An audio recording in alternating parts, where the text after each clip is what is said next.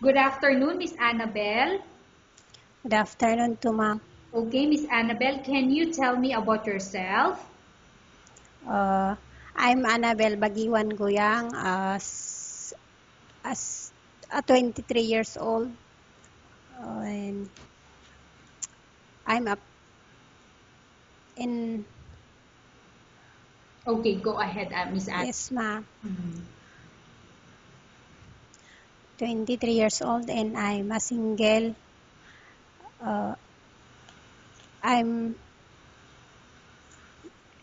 ma'am, Okay. Okay, I have few questions for you to answer. So let's start. Why do you want to work as a maid? for me,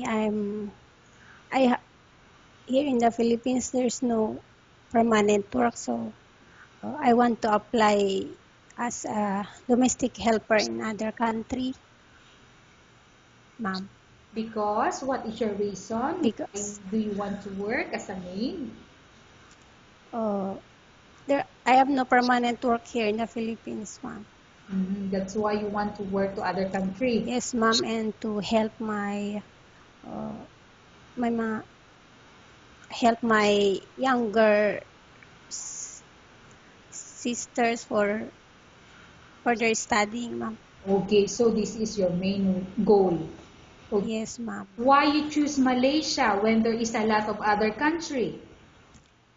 For me, I choose Malaysia because it's have a uh, free for going there, not like other country. I want Hong Kong, but I have no budget mm,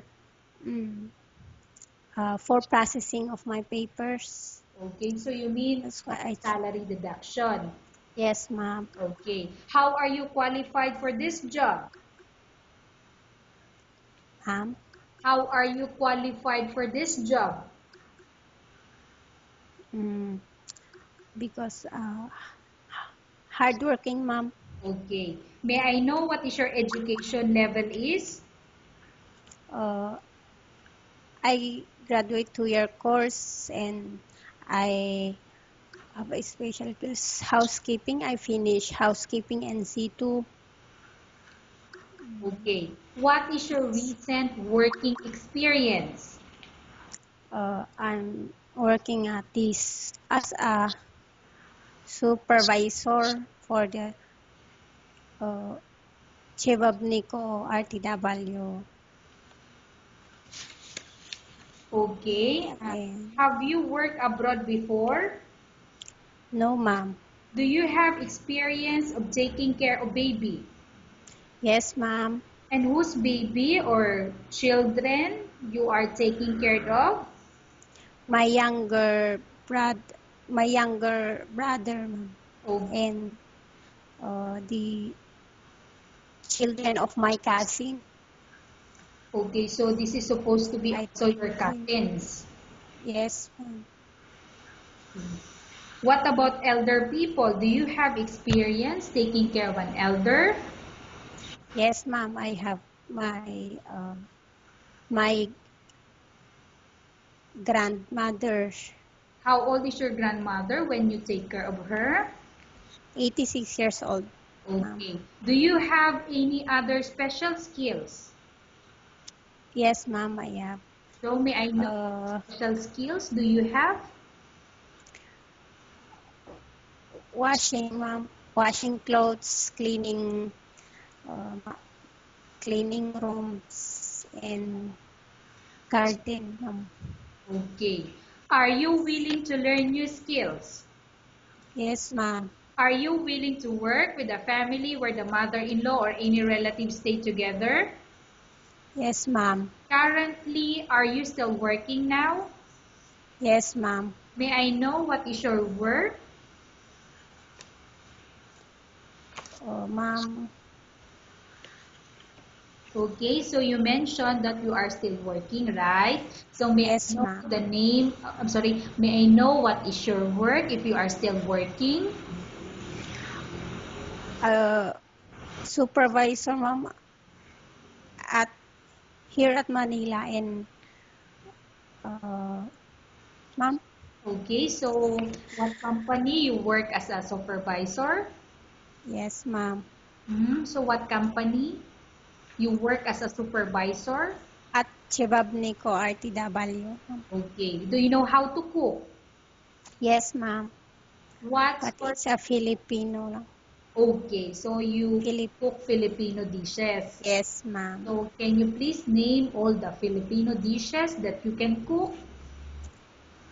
Uh, adobo. Adobo chicken. Okay, chicken adobo in short. Yes. Okay. Yes. Are you aware that you will have to do washing, cleaning, ironing, and cooking? Yes, ma'am. From all the house chores or household works, such as washing, cleaning, ironing, and cooking, which do you like most? Washing, ma'am.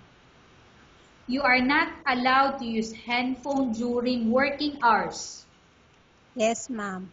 You are only allowed to use handphone after you finish all the works and when going to bed. Yes, ma'am. You are strictly needed to surrender the handphone to your employer in the morning and your employer will return back to you once you're going to bed. Yes, ma'am. If ever your employer finds out that you're abusing your handphone and it's affected your work performance, your employer will confiscate your handphone and you're not allowed to hold it anymore. Instead, your employer will allow you to call to your family 3 times in a month. You're only allowed to bring normal phone and you're not allowed to bring smartphone. Are you agreed for the terms and condition? Yes, ma'am. Are you agreed to the rules and regulation for the handphone? Yes, ma'am. How many years is the contract as you agreed and understand? 2 years, ma'am. Okay. 2 years Can you contract. describe for me your ethics or your attitude? Uh, hardworking, kind, ma'am. Okay. And honest, ma'am. How can you assure to us that you will work hard in Malaysia?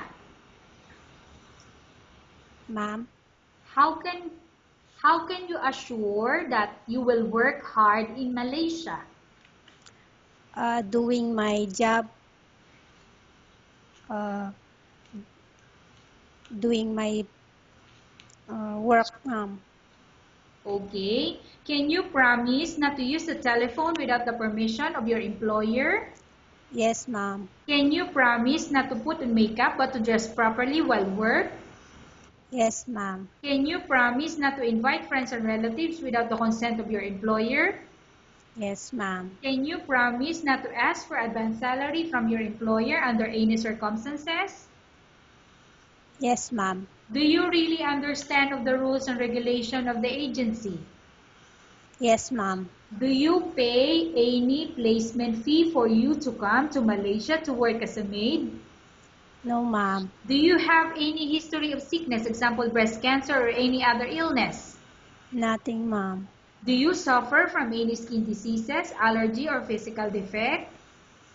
No, ma'am. Have you suffered from any serious illness? No, ma'am. Do you smoke? No, ma'am. Have you undergone any operation or surgery? No, ma'am. Are you medically fit? Yes, ma'am. Are you in any medication? No, ma'am. Are you allergic with any food? No, ma'am. Are you prepared to work for the employer of any race? Yes, ma'am. Are you prepared to eat the type of food taken by your employer? Yes, ma'am. Are you afraid of being left alone in the house? Ma'am? Are you afraid of being left alone in the house? No, ma'am. Are you afraid of dogs or other pets? No, ma'am. Can you promise to work according to instruction from your employer? Yes, ma'am. Do you have any immediate family working in Malaysia? No, ma'am. Okay, Miss Annabelle, we have finished our question section. Let's go to case study. I have a case study for you and I want you to answer me truthfully. Upon arrival in Malaysia within 6 months, if ever any of your family members pass away, what will you do? Will you continue to work till finish your contract or you will go back? For me, ma'am, it's up for my employer if they send me or not I will follow their decision. And for me, uh, I will send money for them not to go home, so that I will continue my job. Okay. Tell us about yourself and why do you want to work in Malaysia as domestic helper?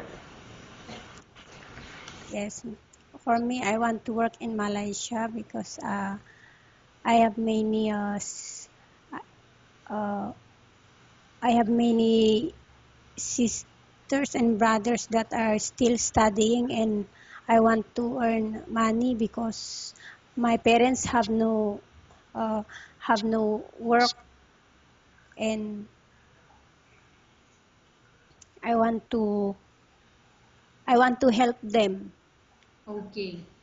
Okay, Miss Annabelle, what do Yes. you want to tell to your employer who watching your video?